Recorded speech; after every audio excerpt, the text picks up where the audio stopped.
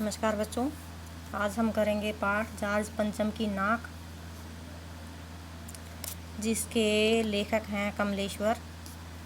ये एक जो है पाठ जो है इस कहानी जो है कमलेश्वर जी ने लिखी है। भारतीयों की गुलामी पर जो है लेखक ने बहुत ही करारा व्यंग किया है और उन्होंने कहा है कि भले ही आज हम स्वतंत्र देश के नागरिक हैं, किंतु जो विदेशी लोगों के जी हुजूरी करने में ही अपना क्या समझते हैं, हम बड़प्पन समझते हैं, अपनी इज्जत समझते हैं और समाज में नाक, इज्जत, मान सम्मान की जो नाक है जो उसकी प्रतीक मानी गई है मान सम्मान की।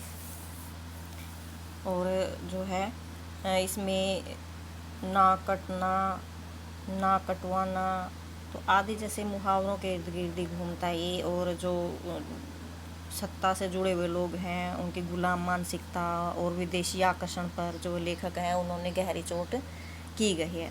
तो ये एक व्यंग्य लेख है जो कमलेश्वर जी ने लिखा है। जॉर्ज पंचम की नाक। जॉर्ज पंचम एक हमारे इसमें लाट है, लाट यानी जो मूर्ति लगाते हैं उसकी नाक जो है इस समय नहीं है। और उस एलिजाबेथ जो है वो आने वाली है भारत में, इंग्लैंड की महारानी। तो वो किस प्रकार से इंतज़ाम किए जाते हैं, कैसे उस नाक को दोबारा से लगाया जाता है, यही इस पाठ में बताया गया है। तो इस पाठ का सार हम करेंगे। बात उन दिनों की है जब इंग्लैंड की महारानी एलिजाबेथ द्वितीय अपने पति के साथ भारत आ रही है। महारानी के भारत दौरे की खबर प्रतिदिन अखबारों में छपती थी। एलिजाबेथ के दर्जी उसकी पोशाक को लेकर परेशान थे। इंग्लैंड के अखबारों की कतरनें यहाँ के अखबारों में खूब प्रकाशित हो रही थी कि रानी के लिए कौन सी पोशाक बनाई जा रही है। रानी की जन्म पत्री, प्रिंस फिलिप के कारनामे, नौकरों, बावर्चियों आदि के साथ साथ शाही महल के कुत्तों की तस्वीर भी छप रही थी। रानी के आगमन को लेकर के भारतवर्ष में सनसनी मची हुई थी। रानी के स्वागत के लिए तैयारियां धूमधाम से हो रही थी। देखते ही देखते दिल्ली की काया पलट हो रही थी, यानी दिल्ली में जो भी टूटा फूटा हुआ था सब कुछ ठीक हो गया था। सड़कों की मरम्मत हो गई थी, सफाई का काम हो गया था। सड़क के चारों तरफ जो पेड़ पौधे लगे हुए थे उनकी छटाई कर दी गई थी, घास को उखाड़ दिया गया था। तो इस तरह से जो है दिल्ली की काया पलट हो गई थी। सभी इमारतों पर जो है पेंट वगैरह कर दिया था, इमारतें सजाई भी गई थी, सड़कों की सफाई और मरम्मत हो रही थी, सभी मुख्य इमारतें भी सजाई गई थी। एकाएक समस्या सामने आ खड़ी हुई कि जॉर्ज पंचम की मूर्ति की नाक गायब थी। पहले भी इस संबंध में राजनीतिक आंदोलन और बहसें हो चुकी थी, किंतु राजनीतिक आंदोलन कभी किसी समस्या का समाधान नहीं कर सकते। कुछ दल नाक लगवाने के पक्ष में थे और कुछ कटवाने के, इसलिए समस्या ज्यों की त्यों बनी रही।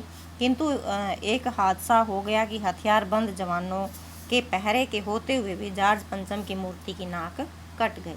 किंतु रानी के आगमन के समय नाक के कटने का अर्थ तो अपनी नाक कटाने के समान है। नाक कटने का अर्थ मतलब अपनी नाक, यानी अपनी इज्जत कम हो गई, भारतीयों की इज्जत कम हो गई, तो इसका ये मतलब निकाल लिया गया।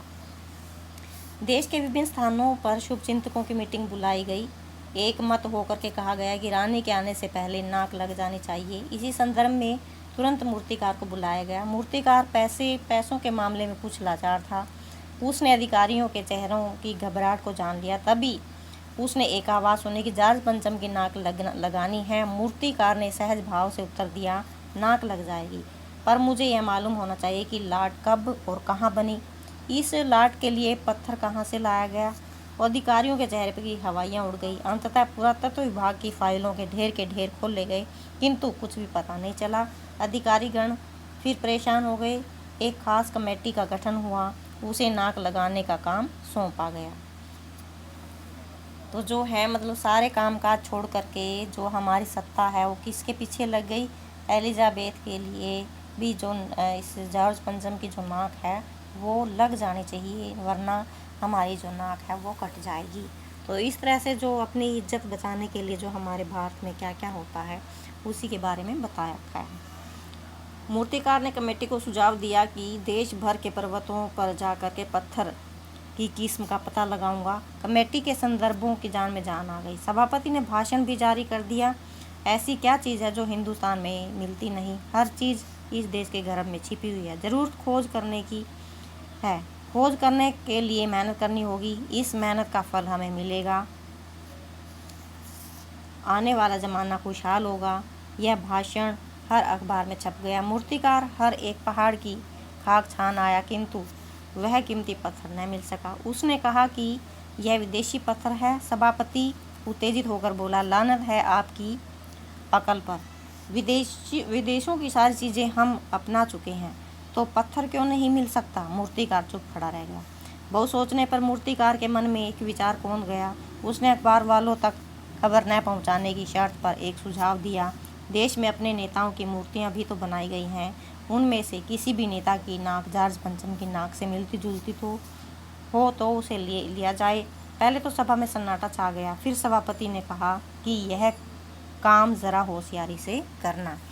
मतलब उस जॉर्ज पंचम की नाक के सामने हमारे नेताओं की नाक भी कुछ भी नहीं है। अभी अपनी इस नाक को अपनी इज्जत बचाने के लिए अगर हमें अपने शहीदों की कुर्बानी, पहले शहीद हो चुके हैं, फिर उनकी नाक की कुर्बानी देना, मतलब ये कुछ भी उनके लिए कोई ख़ास नहीं थी।